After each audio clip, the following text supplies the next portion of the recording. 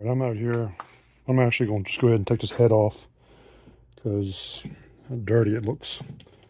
And I know it needs a valve job. I probably need to check these, basically take all this valve train off. I've got a couple push rods that are out of their sockets, and that way I can do a leak test on all the valve, flip the head over and all. So I'm going to go ahead and take the manifold off. I've already pulled the two on the ends there, 5/8, where it looks to be a stud, but the whole stud came out of the block when I cranked on it because I guess I didn't soak it enough. But it looks like a stud. So I'll get those apart before I put them back in there, I guess, and clean them up if I can reuse them. I've got the two outside ones, so able to get with an extension on them, but the bottom part of the manifold's in the way of going straight in to the two center bolts. So I've got a short ratchet. I'll try and get in there and get those out, and then pull the manifold off, and then I'll probably pull these two brackets off because they're bolted to the head, and then I'll take the rocker shaft off and then pull the head bolts. I believe that's the way it goes. I'm not sure. I just have to figure out what bolts are what. I don't know if, I guess all these are the head bolts, I presume. And then there's a couple in the internal there as well. Yeah, I think these are all head bolts here. And then there's 3 or 5. Yeah, 5 inside and 2, 3, 4, 5, 6, 7 outside maybe. Oh, we'll see. All right, back at you in a minute. Well, got a couple of them out. I got one loose, but there's a couple that are being stubborn. I went ahead and sprayed them down with some Kroll oil. I'll let them soak. Maybe I'll go ahead and pull this rocker shaft off while that soaks. I need to figure out why this guy is crimped like that. I'm not sure if that's the intended, that's intended or not. This one's, of course, that's the feed tube that feeds the shaft itself, but I'm not sure. I don't know if that's like a return, but somebody crimped it off, so I'm not sure if that's supposed to be like that or not, but who knows. All right, let these soak a little bit, and I'll pull these this rocker shaft off now. All right, well, I'm getting ahead of myself. Turn the camera on, so I'm taking this first bracket off. There's a bolt in each side of the head that goes through the bottom of this bracket here. And then, of course, for some reason, my temp gauge is running through the center of this, so I've got to take the temp gauge out. Of course, I need to take it out anyway if I want to pull the head. But line wrenches to the rescue again. I think it's a 5/8, and come in through the back side of the battery box, and I was able to crack it, get over top of that line and crack it loose, like that. And I'll go ahead and back that all the way out, and then we've got a bolt on either side of this front bracket, and then I'll have to deal with the radiator hose and pull the plugs and then start taking the bolts out. I've got all but one bolt on the manifold loose, and the bolt is kind of like stripped out a little bit, so I'm just letting it soak, and I'm gonna try and maybe get a pair of vice grips on it, and we'll see what we can do with that.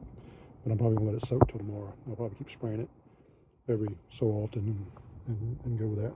I'm probably gonna go ahead and pull this battery tray out of here too, so when I do go put the head on after it's cleaned up, I'll probably put that replacement battery tray I have and order another one from my dad's. All right, back in. I thought with the radiator being bone dry, but I guess it's not dry, it's not low enough, but because it's antifreeze, when I pull this plug out, antifreeze started coming out, so I need to get a pan to catch that. Yeah, I guess there's quite a bit of that coming out, so I probably need to go in and drain the radiator, because I really don't want to crack that head and get antifreeze in the inside the motor where the oil is, because I really don't want to change the oil just yet until I figure out what's going on. All right, well, let me I'm gonna let this drain out to that level and catching that pan there, and then I'll cock we'll find the drain cock on the radiator and cut that loose. Second thought, I put the temp sensor back in because it was basically splashing everywhere. So So that drain cock is right here, so I think that's easier place to drain it. I mean, hate to, because it looks like good antifreeze. I hate to drain and waste it, but gotta do what you gotta do. Opted for the bucket so my dog doesn't stick his head in there, try and drink some of it. Get a tripod so you can actually see some of this stuff, but went ahead and moved the bracket. It's just a bolt. I didn't put this one back in. Oh, here it is. I'll just put them back in place so I don't lose them until I get a visual of where all these bolts, where they go. There's basically one here, one on the other side for the front bracket, and then there's one where it's the same bolt that goes through the battery box into the head for the bracket, and then there's a separate bolt over here for the other side of the bracket. Of course, I went ahead and drained the fluid out so it's low enough to get my temperature sensor out because it was fed through the bracket. So of course I had to get it off anyway, like I said earlier. And now I'm gonna crack this upper radiator hose loose and try and pull that off, because I'm probably going to stick the head off with this neck on with the thermostat on. Probably will try and get that manifold off before I take the head off. Just make it easier. It may actually be easier if I take it off, put it on the bench so I can actually flip it over and get to the nut from the other side. So I'll take one more swing at it before I unbolt the rocker shaft, and then we'll see where we go from there. It looks like I gotta take that bracket off of the alternator off too as well. Oh well, yeah, because that's on the head, I believe. Yeah, that's on the head, I think. Yeah. Yes, for sure. All right, I'm gonna crack that loose and take that off as well. It was pretty easy. I just grabbed hold, twisted it, and was able to pull the radiator back a little bit just to shove this back behind the extension tube there. 9/16 on this guy, pulled that all the way out, and then cracked this one just so I could bend the bracket down 1/2 inch there. I'll have to readjust that to tighten the belt up once I get back to that point, but all right, on to the next thing. All right, just so you where, of course, there's 2 bolts for the start solenoid there. There's a bolt on either side. There's one here, actually this bolt down here bolts to the block. This up here is for, good question, I don't know what that is for. Guess I'll figure that out. But then this is the other side of the bracket that goes under the ground terminal. And then there's this bracket here that goes the other side of the head. And this bad boy comes out. And it's a little rotted on the bottom. I mean, it's repairable, but I'm pretty sure this is not the one that came on the tractor. I think I probably got the old switcheroo on this. I think the guy had another tractor that he took it off, and the one that was on this, but I don't know. Who knows? Who knows who put this on there? But I've got a new one, a repop one, but we'll see. Ooh, that looks dirty. Now the problem is I've got all this crap off of here, and I want to have the head off, and I'm not really going to be able to wash it until I put it back together. I don't know. We'll figure that out. Guess I should have need to learn to wash these things before I even bring them into the garage. But oh well. All right, so I don't know about that. This one bolt here, it's in there pretty good. I've tried vice grips trying to wiggle it back and forth. Oh, it doesn't move. Probably had to put a little heat to it. Hopefully I don't start a fire. Maybe I'll hit it with some cleaner first. That'll ruin the paint, but I'll probably end up repainting this tractor anyway. So I guess it's a good thing I didn't go pulling on this until I loosen this bolt, because there's actually a bracket that holds it down. It just pops right up once I let go of it. And I think there's a grommet or something that you just pull this. Once I get the bolt out, all the bolts are loose now, and the valves are. But you can see, well, it might have come up to the same level. We'll get a straight edge and go across there. I don't know if I'll be able to, because I think the exhaust ones, or no, the intakes have a little rocker cap on them, I believe, that you have to take off. So I don't know. Once I take those caps off, maybe they'll be in line, but we're going to take the head off anyway, so we'll see what the condition of the valves are on the other side here in a little bit. I'm still wondering about this return. I don't know what this, I mean, I know this feeds oil up this way. I guess this is to restrict the flow. I guess this is the out of the shaft. I mean, the oil comes in through here, goes through the shaft, center of the shaft, probably oils these guys and the push rods maybe. I guess through the arm itself, maybe, I don't know. But I'm just trying to figure out why that's pinched. If you know, let me know. I guess I'll look it up on the internet at some point. But I'm gonna go ahead and pull all these off. I'm gonna give me a box to set this in, and then we'll go from there. So I'll get better at this, but not today though. All right, I went ahead and removed the rocker shaft. That tube, you have to really yank on it to pull it out of the little, pull the grommet out of the bottom. So I'll show that in a second. But the exhaust valves actually have a little cap that goes on the two outside ones and then the two insides. They're the exhaust valves, and then these are intakes. These are intakes. I went ahead and put my push rods in a box in the same order because there's a couple of them I want to check to make sure they're not bent. So I can put the little caps that go on top of the exhaust valves in a little bag. Here's that tube that I pulled out, and there's a little grommet. I guess that comes in with a head gasket kit, I believe is what I saw online. I need to get that on order. And then I'll clean up this rocker shaft and show that to you.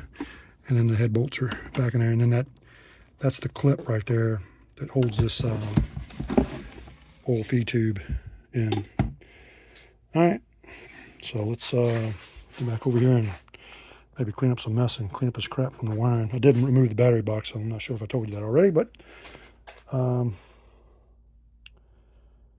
actually I did. So let's see what's next. I guess the head bolts. I'm gonna let this manifold bolt, or nut I should say, soak a little bit. I may just call it a night and come back to it tomorrow, and then pull the head off with the exhaust manifold, or with the manifold I should say, because it's intake and exhaust all in one. Give it a little chance to soak a little bit and see if I can come up with a different solution to get that, turn that one bolt. Otherwise I'll just put some heat to it. That's probably what I should have done to start with, but c'est la vie. All right, till next one. I'd share also, you know, since I got the tractor torn down this far, you know, the steering column is basically exposed here, but I was able to source a complete power steering rig. Supposedly this is compatible. It's got the shaft, the cylinders, the radius arms, I guess is what they call them, and the hoses. Of course, I'll probably end up having to replace the hoses on it, but supposedly this is good from Jubilee up to 4,000, but that's at least what the guy said. But I'm pretty sure this is off of a 600, I think, but I'm not sure I want to tackle that right now. Doesn't make sense to put that on there without knowing the tractor's going to run, or, well, I mean, eventually it'll run, but it's just how much more work is going to be involved in it, and probably going to get it running and using it before I decide whether or not I'm going to convert it to a power steering or not. I may just put that up for sale. Depends on whether I think I need it. I mean, the only implements I have is a bush hog, a box blade, and you know, one of those landscape rake things. That's all I've got for it. I mean, I don't know that I may end up doing some tilling or something like that with a tiller if I can find one on Marketplace pretty reasonable. But other than that, I don't know. That's probably doesn't make sense to put it on here before I get it running. So I'll leave that for another time, because who knows what else I'll uncover. I may end up having to pull the oil pan off after I see what the cylinders look like after I get this head off. So, all right, I'll be back at you, I guess, to see whether or not we get that bolt off, or otherwise we're just going to pull the head off as it sets and just bring the manifold with it and do that. So I was able to, well, it's a guy actually on one of the Facebook groups. He sold me this hood for my dad's. This is off of a Jubilee. It basically got the remnants of a whole Jubilee minus the engine. This is the head that was on it. Still, see, this one's, well, that tells me right there that that shouldn't have been pinched, because this is off of the, so that might have been part of the problem. Not sure why that would have been pinched. I guess these are the tappets, or yeah, I believe that's what the push rod goes up against. And that rides on the, is this considered a lifter per se? I guess that's what it's called. Some people call them tappets, I think. But this is the remnants of the Jubilee that this hood came off of, that eventually was going on my dad's 600. This is the head, the water pump, the starter plate, the flywheels under there. Let's see, what else was there. This is the grill that was on this. It's actually in pretty good shape. Actually, no, I take that back. This is the grill that came with the Jubilee. This is probably going to end up on my dad's. I do have a repop one that I got from Dennis Carpenter. We'll see. This is just a lot heavier gauge metal than the one from Dennis Carpenter, but it does, you can see some of them have some bends in it. See, I may see if I can get that straightened out to best I can. We'll see. And oh yeah, I need to post the video on the tank on this. I've done some electrolysis with it. I think it's in a separate video soon to be posted. Still think it's got some more work to do on this. I had it hooked up the wrong on the leads. I think you're supposed to go negative to the electrode, positive to the tank, but that'll be in the other video. And I also have the tank that was on that Jubilee. Not sure the condition of that, but we'll see. And I know we mentioned something about the rim. I did get a rim that's in better, doesn't have any holes in it, but it does have quite a bit of pitting in it. I'm hoping that's the thinnest spot in it right there. And that's right at where that bracket is. So that may not be a good idea. Yeah, you can see that's where the bracket is in. So it's probably on its way out. So I don't know. Once I get the tire off of the rim that came off of this tractor and inspect the inside of that, I may just opt to patch it, because this guy was actually, this one doesn't have a valve stem in it currently because it's been patched. I think the valve stem was right here, but this has all been, actually it's on this side. You can actually see the weld here that it's not 100%. So, but I do have a couple basically rotted rims back here in the back that I may be able to just cut a section out if the rim to the other tire is in better shape, but we shall see. All right, I went ahead and cracked all the head bolts out and took them out. They're all nice and black. I'm sure it was the last time this had an oil change, but I don't know if it was because of so much oil up top, because there was, I don't know. It's just really black up here.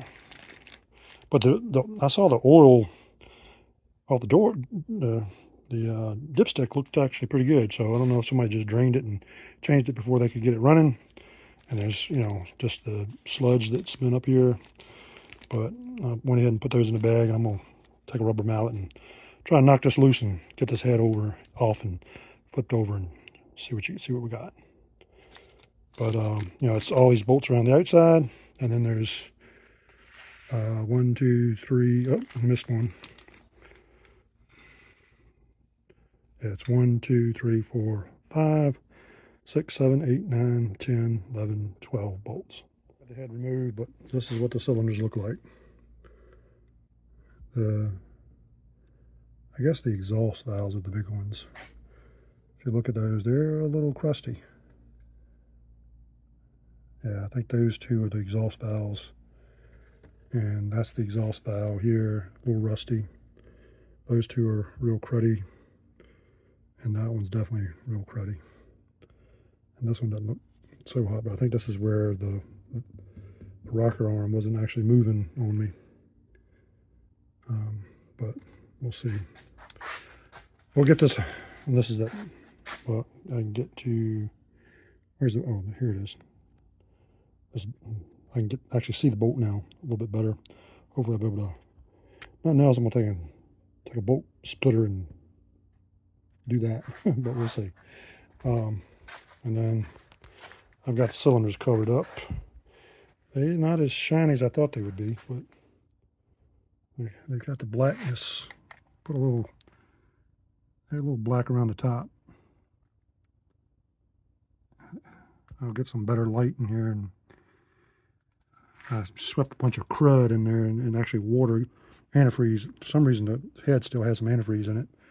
I tried to dry them out best. I took the heat gun, so there's some crud where I wiped in there, so I'm going to have to get all that and vacuum it out before I move on to the next thing. So I'm going to probably put the new battery tray on here, or hodgepodge it, so I can get it and rotating and make sure all these are rotating and going up and down as they should. Yeah, I'm contemplating on whether I'm going to pull this oil pan or not and just inspect that as well. I know some people have taken, you know, you can go to this point and pull the head off. You might as well pull the pan off and